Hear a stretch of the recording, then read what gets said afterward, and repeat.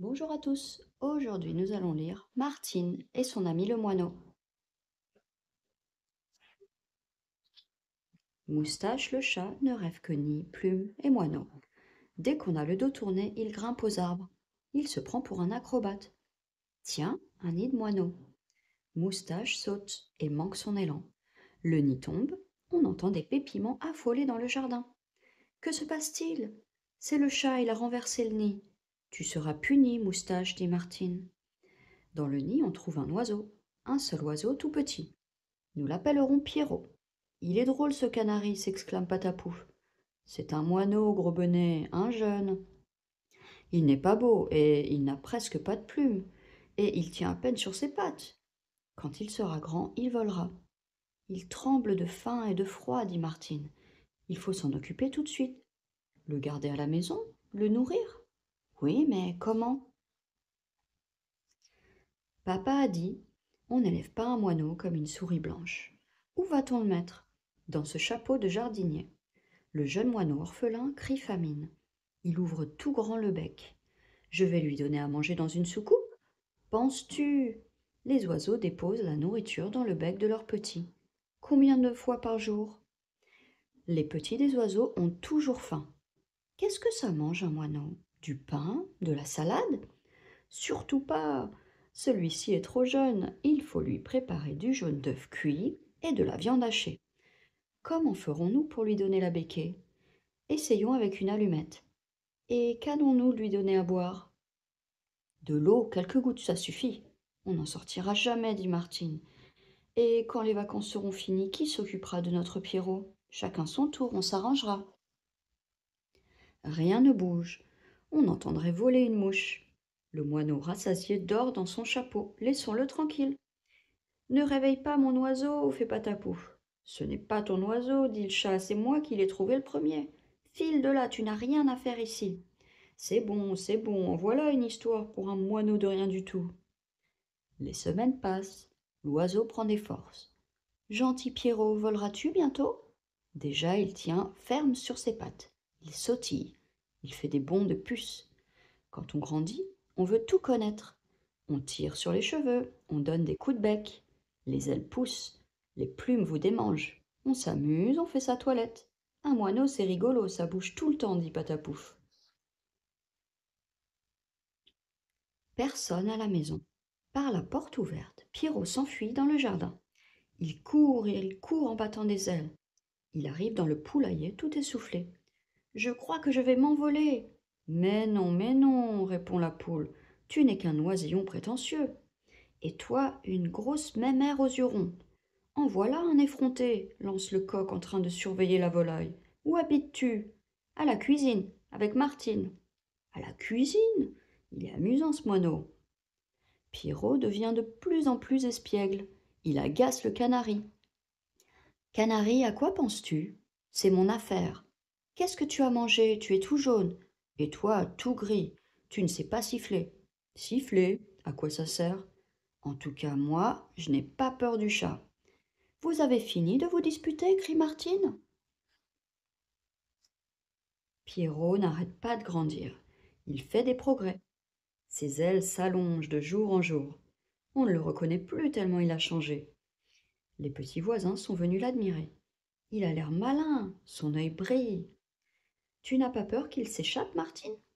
Il va bientôt s'envoler. Tu ne pourras plus le garder dans la salle à manger. L'autre jour, dit Martine, il s'est enfui au poulailler. Il est revenu tout seul et il connaît le chemin. Quand il volera pour de vrai, ce sera bien autre chose. Si je tends la main, viendra-t-il se poser dedans? Demande Nicole. Pourquoi pas? Pierrot n'est pas farouche. On ne bouge plus, on attend qu'il se décide. Mais Pierrot a disparu sans crier gare. Il vole sous les chaises et dans le hall. On le croit à la cuisine?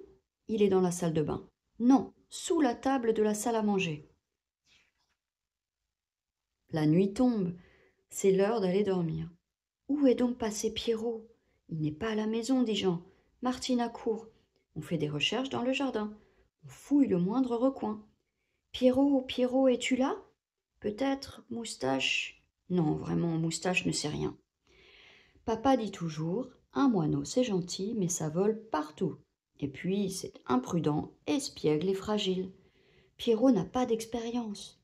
Comment dormir quand il n'est pas là? S'il pleut cette nuit, pense Martine, Pierrot sera mouillé. Dans le noir, il se perdra. Elle attend, elle s'inquiète. Il finira bien par revenir, dit Moustache. Mais peut-on se fier au chat? Il a des allures de rôdeur. Ses yeux clignotent comme des lanternes. Il rase les tuiles. Le lendemain matin, à la cuisine, quel est ce bruit dans le buffet? Toc toc toc, toc toc toc. Martine ouvre la porte à deux battants.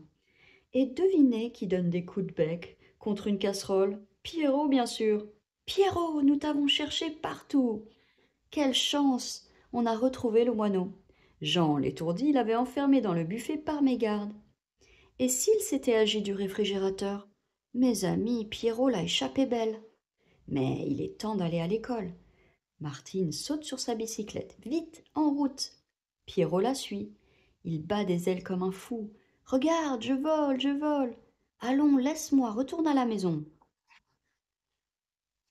À l'école, tout le monde s'est assis à sa place. Il fait beau, on a laissé la fenêtre ouverte.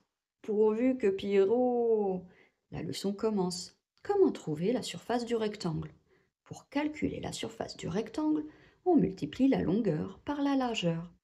On entend des chuchotements. Quelqu'un se met à rire. Eh bien, demande la maîtresse. Mademoiselle, il y a un oiseau dans la classe. Chip, chip, chip, fait Pierrot à tue-tête. Un oiseau?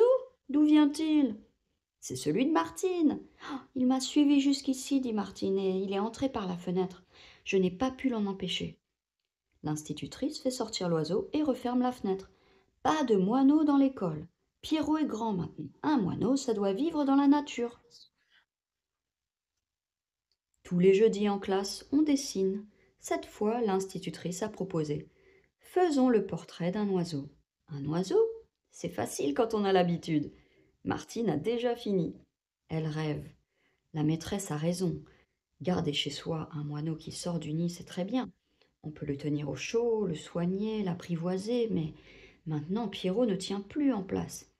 Il vaudrait mieux qu'il apprenne à se débrouiller tout seul, ce serait plus normal. Depuis ce jour-là, Pierrot ne taquine plus le canari. Il ne se cache plus sous la table de la salle à manger.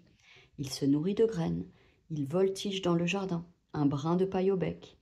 On le voit se baigner, se rouler dans la poussière. Souvent, il vient picorer les miettes sur la table de la terrasse ou boire à la fontaine. Il guette le chat Moustache qui le surveille. Martine est fière de lui. Pierrot est devenu un moineau pour de bon. Et voilà, c'est la fin.